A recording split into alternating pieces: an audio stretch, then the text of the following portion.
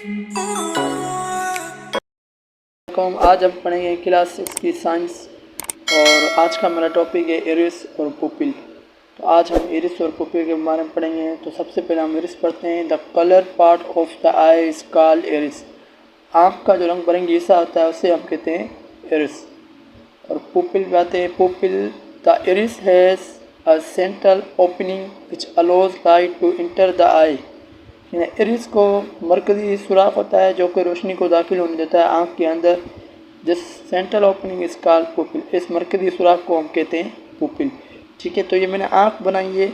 आँख के जो बीच वाला ये हिस्सा है इसको हम कहते हैं पुपिल, और इसके इर्द गिर्द जो खाली ये जगह आपको दिख रही है ये है इरिस। ठीक है, तो इसमें कलर किया होता है लेकिन मैंने कलर नहीं किया। ठीक है ना, मैंने आपको समझाने के लिए बनाया।